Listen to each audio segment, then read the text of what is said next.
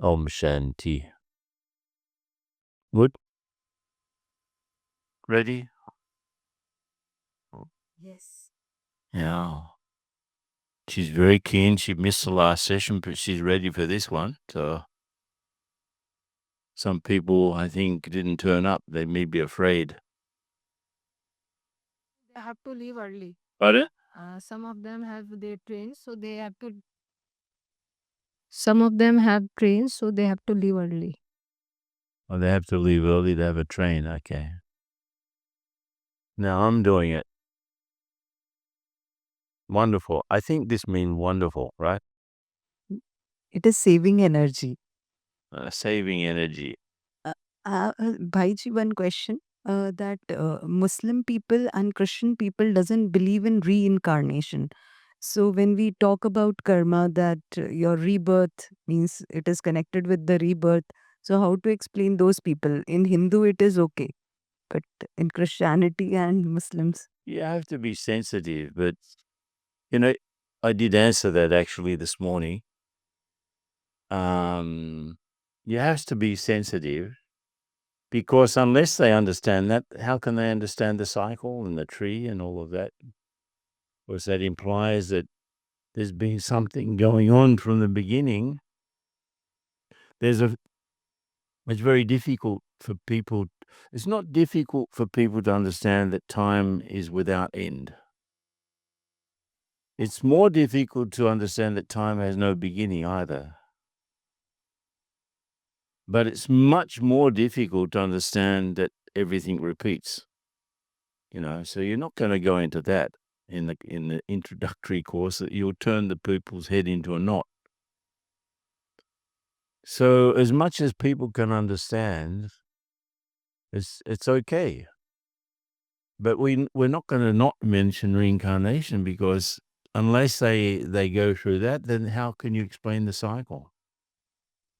That the whole idea is that we come here. Maybe when you can tell them, look, when we get to the cycle, I explain about this and the other. But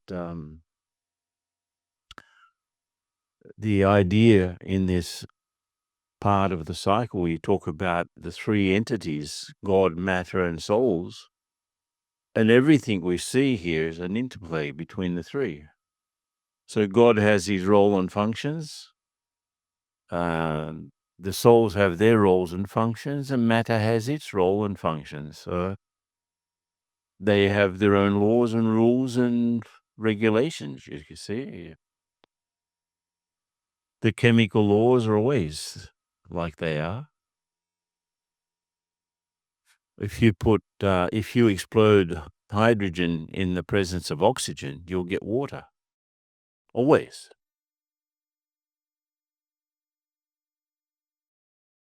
If you leave iron out in the open air, it will make iron oxide because the iron will react with the oxygen.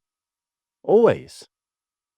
Unless you do something else, unless you protect it, unless you put it in paraffin or something, it will make rust, which is iron oxide.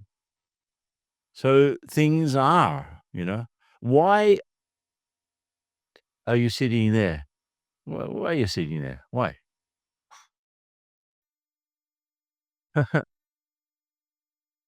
Why why does this place exist?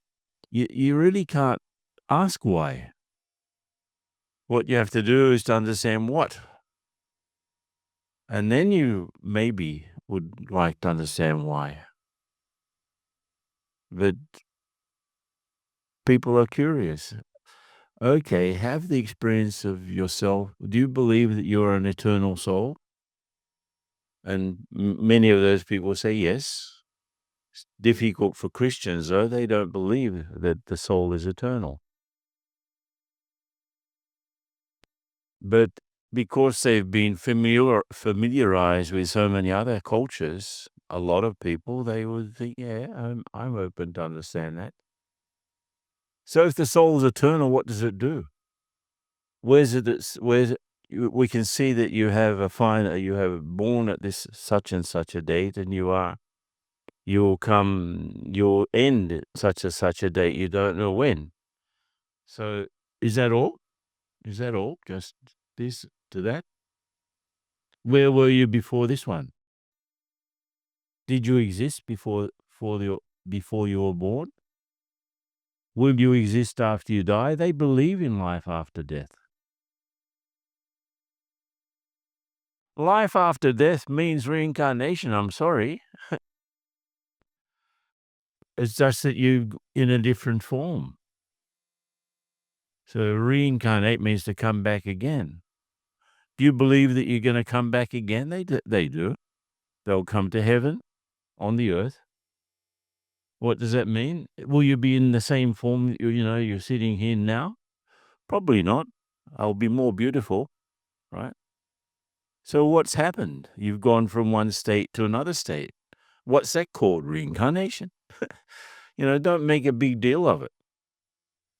But it's good if you understand what people do believe so that you can comment on them. For example, I come from a very strict Catholic family because my grandparents are from Ireland, and Irish Catholics are very staunch, very paka, and very sort of fanatical.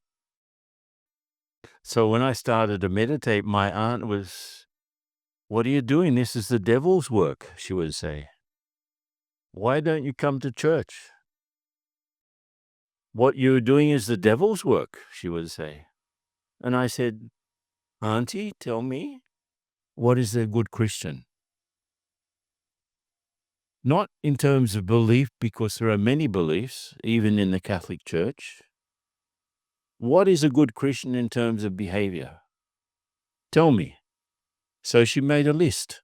A good Christian is humble. A good Christian has brotherly love. A good Christian is kind, and so on. So I made a list of 10 things, and I said, well, since I've started meditating, look at your list. Have I not improved in all of those 10 things since I started to meditate? And she was forced to say, yes, you have improved. So I'm a better Christian now than I was before. And she shut up. You have to be clever. Use your clever intellect. People don't know. So if you have a deeper answer than what they're asking, they'll become, they will doubt their own question. Yeah? You can always twist it a little bit in favor of the truth. Always. Anyway, are you ready? Did you prepare? Because I'm not going to say anything now. I'm just going to allow you to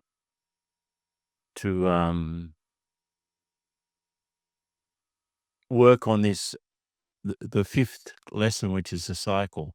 Yeah? How would you do it? Now, use this, but remember the whole idea is to don't talk about many concepts. The cycle, you see here,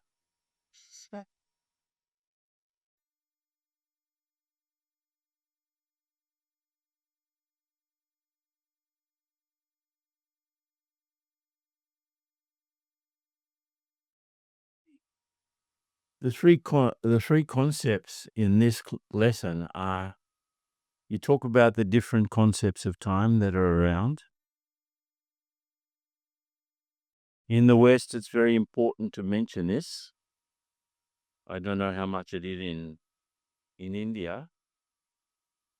And then you talk about the sequence of events from the Golden Age to the Iron Age. And the third one is to talk about from the Iron Age to the Golden Age, which includes the confluence, which includes a little bit about Brahma Baba, right? You don't go deeply into that because they're not Brahmins, right? But you can say that he's the instrument through whom all of this was revealed to us. Got it? So there are just three concepts. How do people see time? What are the different ways that people see time? And I mentioned that it's just like there are different therapies. There's Ayurveda, there's natural therapy, there are magnetotherapy, there's homeopathy, allopathy, and so on, so many. Chinese medicine. So some people think that time is a line, some people think that it's a spiral, some people think that it's, a circle. The idea of cyclic time is very common because many ancient traditions talk about the fact that the world started as a elevated paradise, and then it ended up like a hell, and then it will go back to this elevated paradise. In fact, Christianity and Islam say that. They both talk about the Garden of Eden, how everything was great. They talk about a destruction. They talk about the paradise coming back. So what's that, You can. It's good if you study up a bit about what other people believe, because then you can speak with more authority. Okay? Can't hear you. Sister.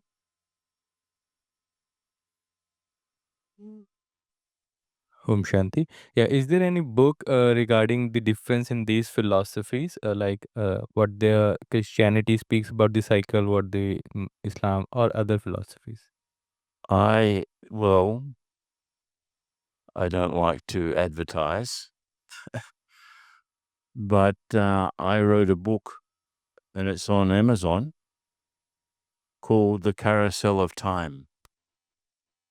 And it's an in-depth study of all of the different concepts that people have of time and evolution and everything like that. Correct. The Carousel of Time. I'll look it up and I'll leave the link at the end in the video. Okay. If possible, can you just share any other books which we can refer for the preparation of these? Well, you've got Jagdish Bhai's book about the eternal cycle of time. Eternal World Drama. Yeah, the eternal world drama. That's quite well researched. There are books in Logic World that I'd have to look it up. Someone gave me a book called It's All About the Memories of Paradise. So someone had studied all of the different traditions and what they said about the Golden Age. And if feasible, the books written by you, if you can share those lists, like you do not advertise, but it's a moment we can ask about that. I can put the link Okay. in the presentation. Okay. Pardon? Yeah. In English, yeah, not. It's just Kindle. We have it in other languages printed, but I just keep on doing things. I don't worry about. I don't have time to look after this sort of stuff. Get it printed in another language.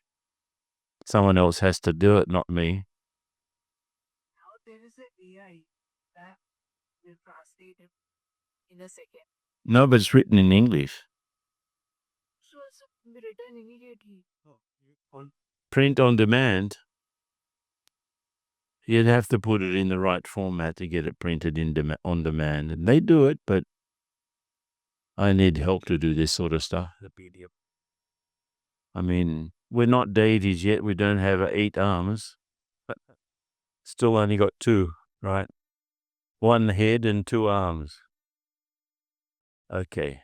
So I'll give you 5 minutes to look up what you've been preparing. As I said before, you'll do it and then I'll explain. A little bit different didactics here. Okay? As I said, every single topic has also 3 experiences. That if you can judge, since an experiential course, this column of experiences is very important. So the first experience you want them to have is the experience of eternity. Now, you really can't explain that by logic. You can explain something, the fact that, okay, can you see time without end? They say, yeah, what about time without beginning? Think about it. Think about the things that exist now have always existed. They've just changed position and function, maybe. But unless you have an experience of your own eternity, you can't give that to others. Yeah. The second experience is another fact. People may not have been in the golden age, but everyone has their own golden age. Every single soul has a Sattva Pradhan state in this world. So you, through your experience of you in the golden age, you can help someone experience their own golden age. And the third experience is related to the confluence age. You let them to feel the connection and the presence of God in their lives now. God is in our lives now. This is the confluence age. We are going to a better situation. So put yourself in front of God and experience that. So if you just look at it from the basis of experience and what you have to transmit to others, you organize your speaking around the experience rather than the other way around. You explain a lot and you experience a little. No, you experience more and you explain the experience. Yeah, got it? So that's the same with every lesson. Okay, let's see. Maybe it's easy if I use this clock. Can you start whatever you've decided to do? Explanation, first, second, or third point. Experience, first, second, or third point. And exploration, first, second, and third. What have you decided to do? Have you worked that out? Okay, go ahead. You can start. Okay. I gave you 10 minutes so that you could develop it out, right? Now change roles. You both did the 5 minutes. Everyone? Yeah? Wow. I'm impressed. So what happened? You need a mic. Where's the other microphone? We discussed, each one of us discussed about the golden age, and I talked about more of the explanation, and she was exploration, she was telling about. Was it a good explanation? You can ask her. Yes, it covered all the points that were mentioned here. But 3 or 5 students, 3 was students. Wow. Okay, what else?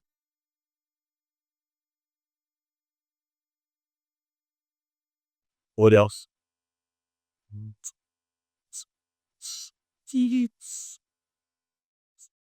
Who needs mic? Why the silence? Come on.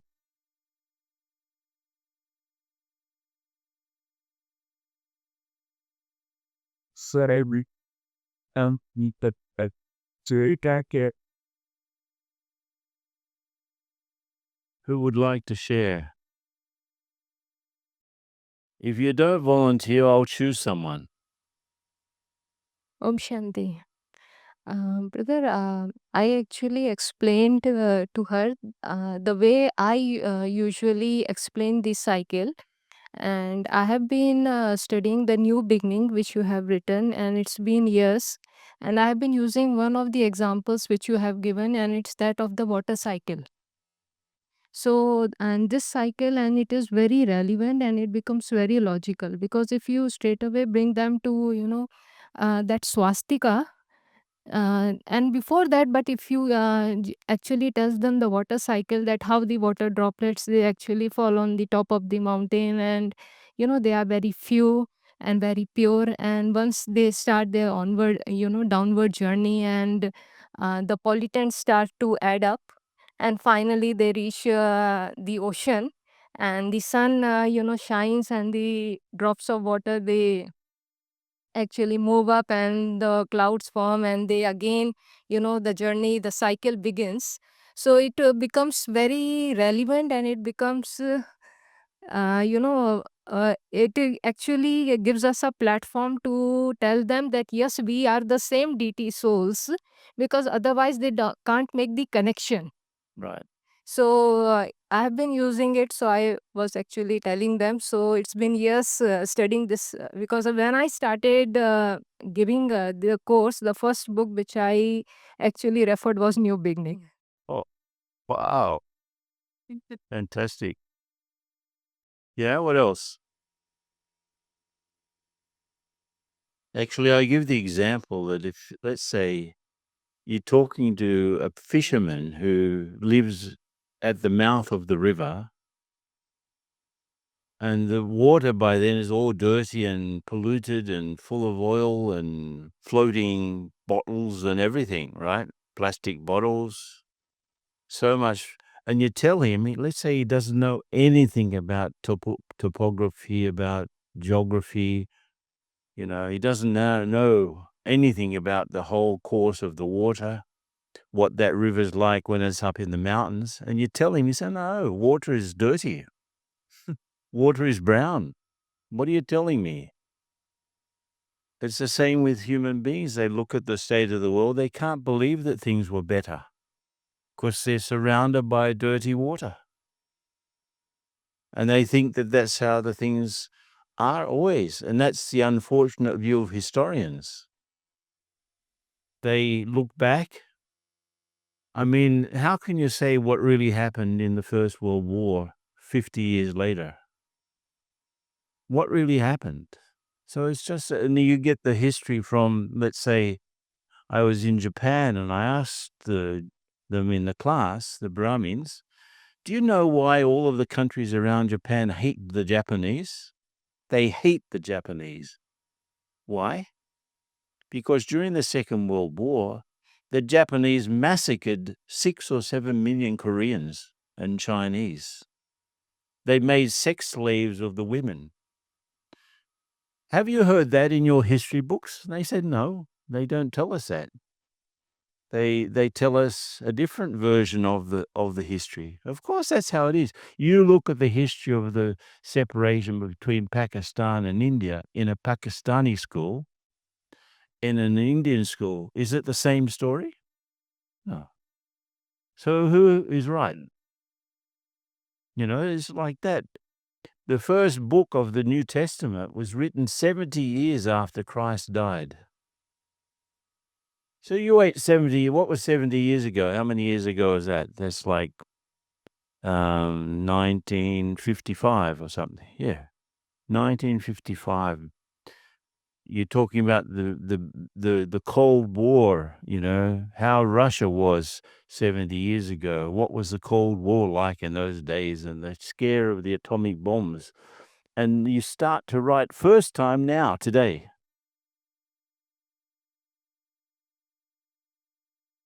Would it be an accurate story? Probably not. So you got to take history with a grain of salt.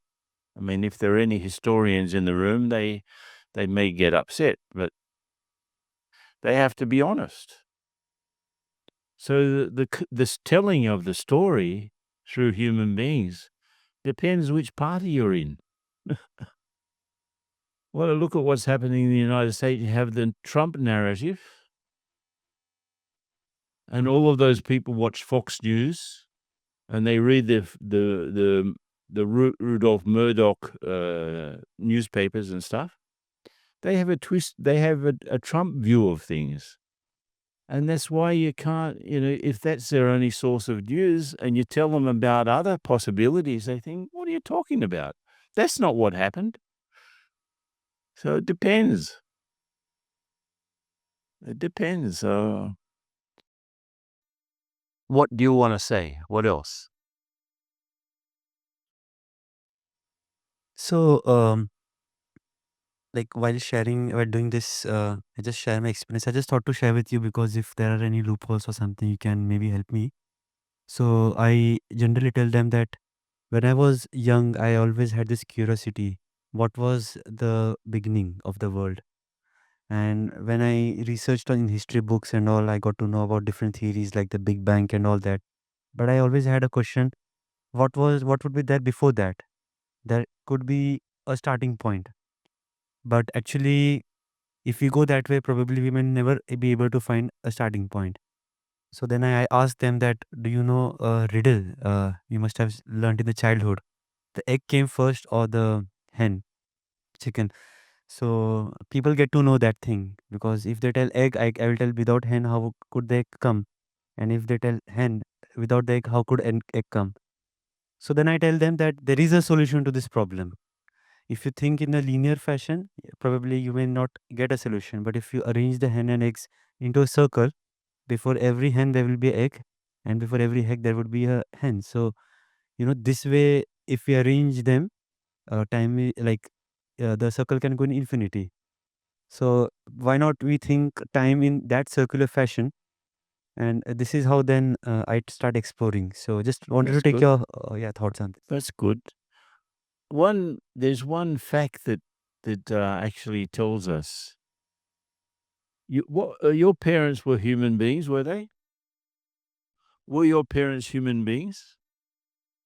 And were their parents human beings? And their parents? And their parents? You'll never get to a time when someone's parents were monkeys. And you'll never get to a time when someone's parents was nothing. So if you can understand that there have always been human beings on the earth, how could that be? And then, of course, the first ones are the children of the last ones. They're the children of the survivors of the previous cycle.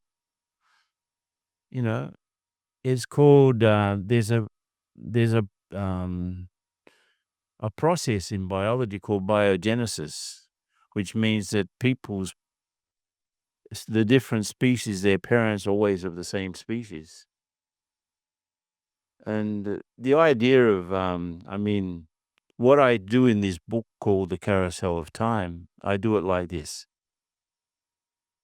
This is what the evolutionists say. 1, 2, 3, 4, 5, 6.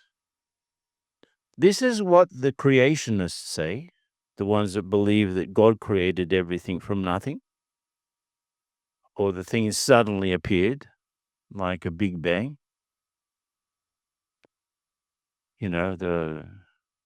This is what they say, the creationists. This is what the creationists say about the evolutionists and what the evolutionists say about the creationists. So I let them debate amongst themselves in the writing. They say this and they say this and this, but they say this and they say that.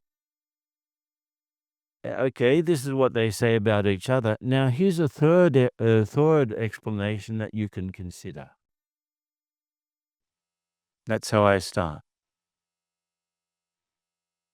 Think about it. I just invite them to think about it, to consider it. Yeah? Because otherwise, okay, what else did you talk about? Anyone? Oh, come on, you were talking for 10, 12 minutes.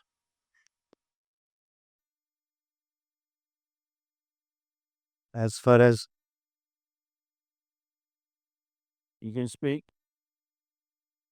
experience of one's own eternity, when you experience that, like one's own eternity, it's very When you easy. experience what? Uh, experiencing one's own eternity, that I Oh, have okay, yeah. eternal soul, and experience and connection with the Baba, then it helps them to accept the cyclic time concept easily. Whatever you are telling them means, like, when you, if you have given first lesson, second lesson, as you are explaining third lesson, and they are connected with the Baba and they have that love and bliss coming up, then whatever you are telling, it's going to have experience to them. It's my own experiences, because when I first came to Baba, the first day I sat for meditation, like third day I got the lesson of meditation and sat there for 3 hours, and it was bliss, love and happiness, and whatever being told to me, I was accepting it. I never had any question. But that's not common, right? That That's maybe, that's because you're a Brahmin from life cycle, you see. but anyhow, all the Brahmins will come, others will not, Yeah. because we aren't. The ones that have to become Brahmins will become, no, in spite of the courses of a year. The ones that don't, won't. So actually, we do have to do our best, but we also know that only some will really understand anyway. So, when you get a chance, sometimes you've got to conduct the in-depth, like discussions with people who are becoming Brahmins, who are really wanting to understand things. So then you can go deeper into stuff. Brother, I had one more question, because while I'm doing course, sometimes this occurs. So when I tell them about the cyclic thing, immediately then they tell that, okay, so do you mean that in the last cycle we were doing the same course? Do you think that I would be facing the same tortures? So at that time, somehow they click, they get those things clicked. So should we elaborate on the repetition? No, No, not that. not in the introductory course. Let Baba say it in the Muli. If you let they've already coming along, Baba says in the Muli, then you can clarify. Yeah. But in fact, it's not something repeating. It's the same cycle. There's only one cycle. It's not one cycle and then another cycle and then another cycle. It's the same cycle. Yeah. So should we tell the same cycle in the introductory, or we can just give the infinity part and leave it at that? That's it. That's it. Okay. Got it. Yeah. Well, that's the whole idea between this sort of course. You don't confuse them before they need to be confused. They will become confused when they start to become a Brahmi, because as they get introduced to Baba, they also get introduced to Maya. Right? Is that right? Yeah. Uh, so there was this beautiful analogy used when I did my course, and it really touched me. And I also use the same analogy. So there's a mother, and the child has just gotten up in the morning and is fresh and has gone down to play. So for first hour, the child plays. All children play very well. So they're all happy. They're playing. The second hour, they get slightly tired, but things are still okay. The third hour, they start fighting a little bit, and hence they start probably looking at somebody to lead them. And then in the in the fourth hour, they're all very tired now, and the mother is watching from up, and they are very tired now, and they have all started terribly fighting amongst one another because of their tiredness, and they are not playing anymore. They are mostly fighting. So now at that point, the mother goes down and gets them up, but the mother will not straight away feed them or make them go to bed. She will first clean them up, so make them have bath, then give them food, and then take them to bed. So using the analogy to explain Baba's role, Yeah.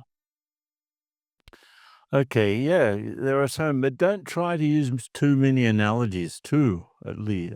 2 is enough. Not 3, 4, 5. There are so many that you can use. Okay, you can ask people, related to that, why do you sleep at night? Why? You are tired, right? But why do you wake up? You're tired of sleeping. You need to act. And then you act and act and act, and you get tired and you need to sleep. And then you wake up because you need to act. And then you go to sleep because you've acted too much. And so even that's a cycle, right? There are so many ways you can explain the same thing. Look at this one. Brother, I had a question as well. Yeah?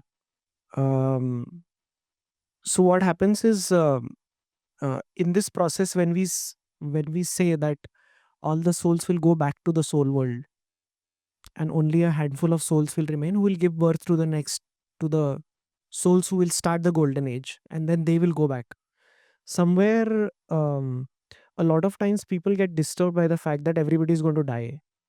So So everyone's going home.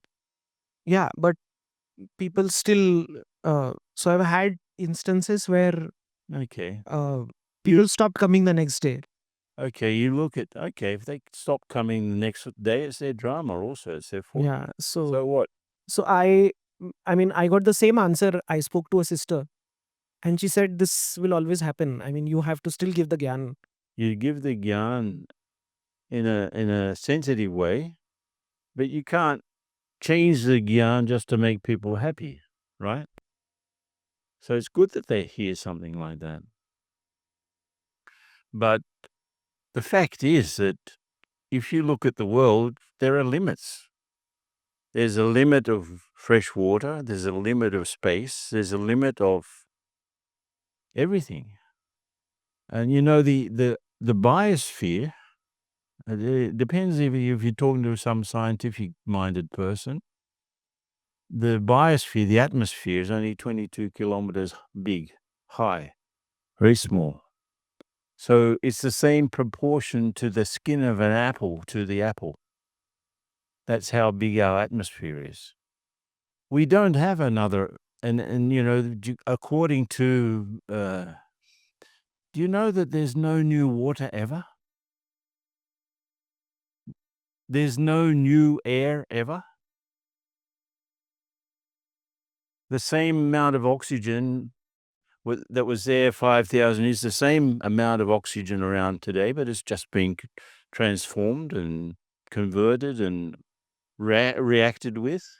But if you count all of the atoms that are connected with this world in the golden age and now, they're the same. There's not been new atoms added or subtracted. So our atmosphere is the same as it ever was. And it's like a big bath, a big bathtub. Can you imagine if you got a bathtub and you're filling it with pollutants and continually filling it with pollutants will overflow, right? And you know what human beings are doing, people that are more sensitive to climate change and so on, we're filling up the atmosphere with pollutants, and we're at the same time we're cutting down the trees, which could help, right, to convert the carbon dioxide back into oxygen. So we're doing the worst thing that we can do, and there's a limit to this. There's a limit to how much we can pollute things. There's a limit to how much water we can. There's a limit to population growth. India is not a very responsible country if you think of it like that, because they're just producing babies and babies and babies and babies, right? Sex lust is out of control. So where are you going to stay after 50 years? It's already too crowded, right? So every place is getting too crowded. There are limitations. So isn't it merciful that the whole thing gets a chance to change? The souls are not going to die, the body, they will leave their bodies. You have to reinforce that one. But because people have a finite view of things, they're absolutely afraid. But in fact, how many times have you left bodies? 84. How many times? 84 times. No, infinite Okay. times. That. Do you remember what it was like last time? You can't even remember. It was so terrible, you can't even remember it. So what's the big deal about leaving the body? We've always done it when we had to. Just be realistic, right? Look at this. This is an in-depth explanation. You were born here, you're going to die here. You don't know when, right? The dimension of time. Then you have a dimension of space, which is actually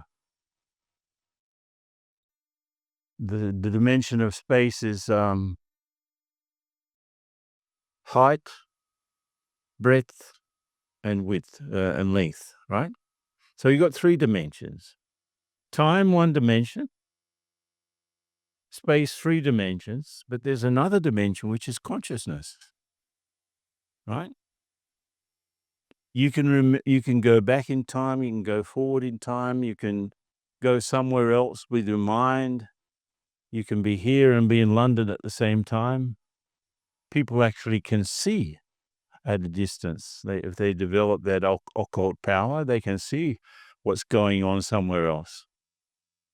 And so, you've got time, then you've got space, and you've got this other one. You move around, your consciousness moves around. But let's say this becomes like a prison, yeah? Even Brahmins, let's say we're inside this box, or, this box of consciousness, and we're sort of imprisoned, holding on to the bars, yeah? And maybe we become Brahmins, right? So we got this, we get a badge and everything like that.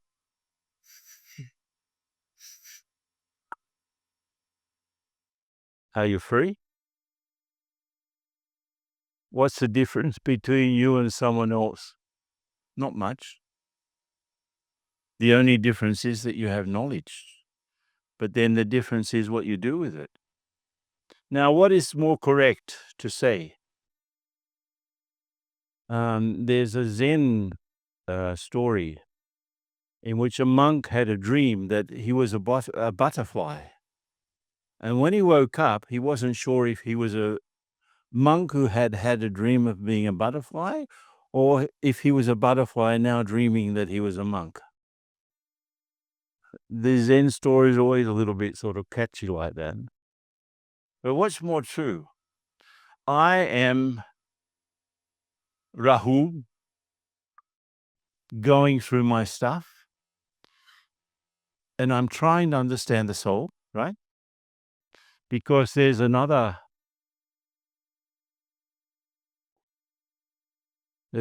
thing, this soul, it actually continues,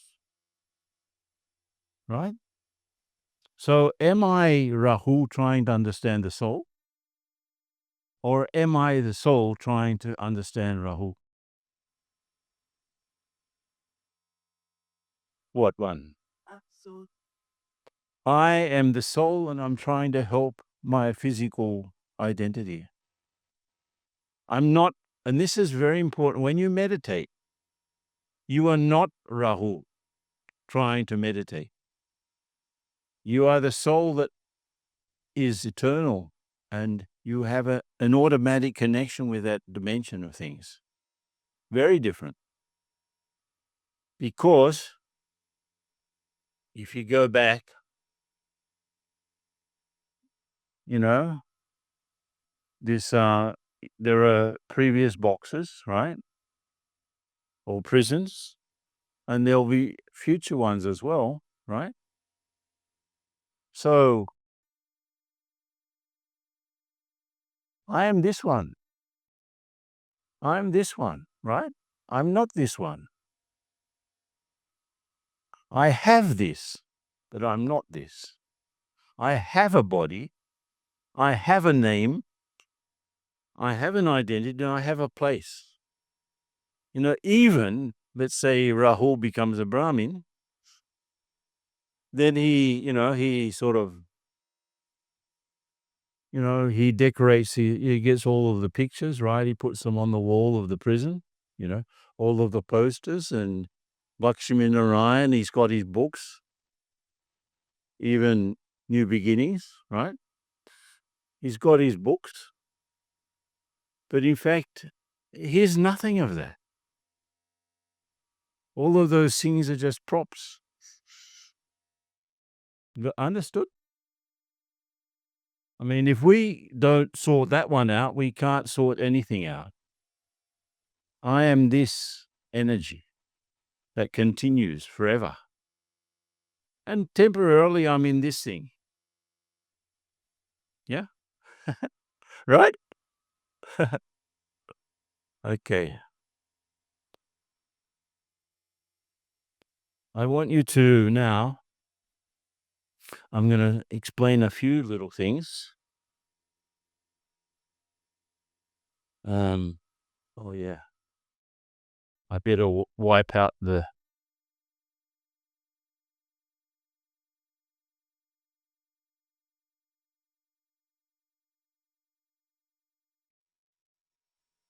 in the pictures here.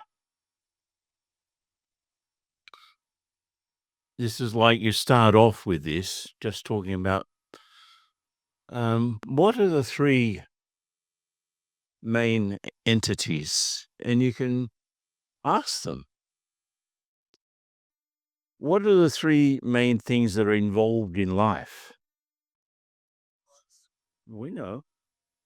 Soul, God, and matter. That's right. We know it. But people, you have to try to get people to say that. What are you going to say?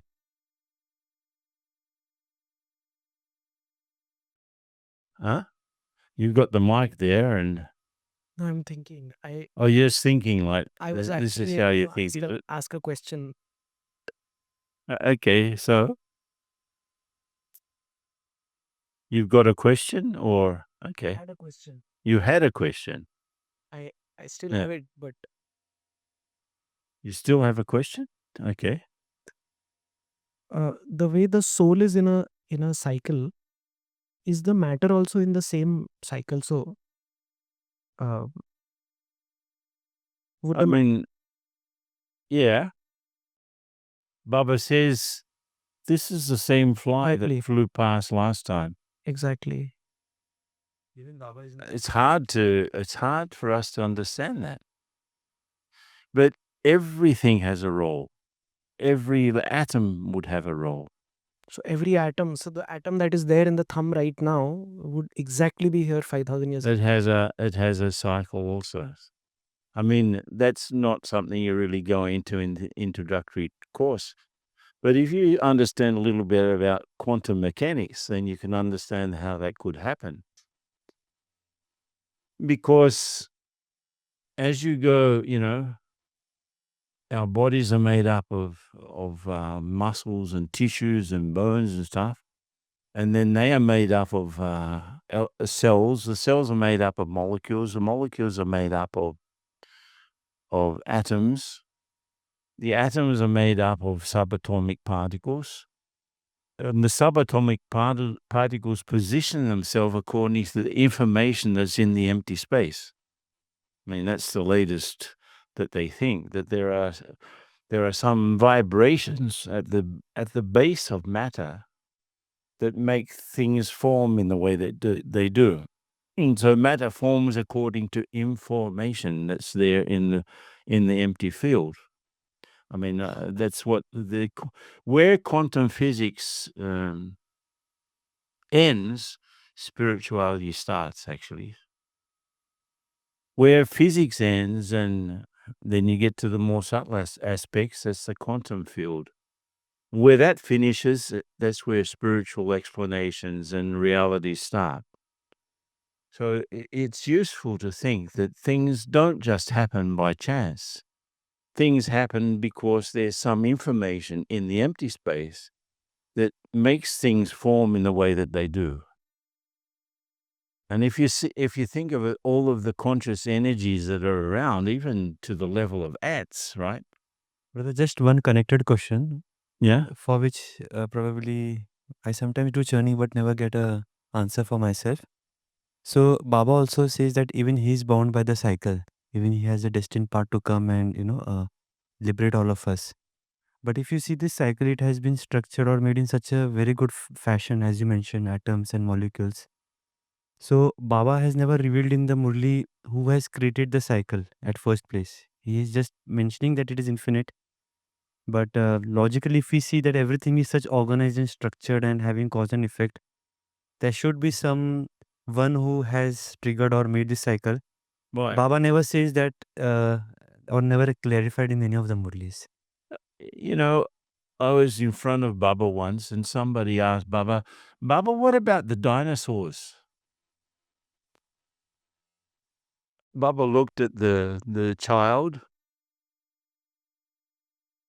You know what he said? You don't need to know about that. You see, Baba is very economical.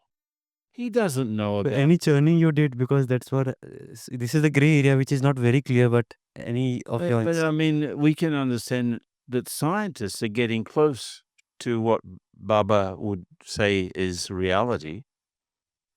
There are explanations. And in fact, if you understand a little bit about quantum mechanics, you can understand that everything can be like that because it's an information field which is like completely influenced by all of the conscious beings around. All conscious beings are creating their realities until even the ants, right? They're creating their little space, they're creating their little ecology, and the next one up is also creating little space and their reality, and everyone is interacting and nobody knows why. Don't need to go into that sort of detail because Baba says that he knows how we became impure and he knows how we can become pure again. And that's enough. That is enough for him. Because that will be the single main reality that will change. The vibration becomes pure. Everything goes according to that. Baba doesn't know anything about chemistry and physics, right? Is that right? So I look at all of the brothers, what about this? What about that? What about this? Yeah. So we can understand a little bit. We can appreciate what efforts they do. But don't go get caught up into that. It's good if you understand, but you won't find many people to understand things at this level. No way. So this is my not a question, but how would you clarify if I am a new student saying that I am here to learn meditation and I understand that knowing myself and knowing God is important because I am the meditator and God is the subject to meditate. But how is this all eternity and time going to help me in my meditation? So how would you clarify that? Well, you will, for example, that fear is such a big deal. Yeah.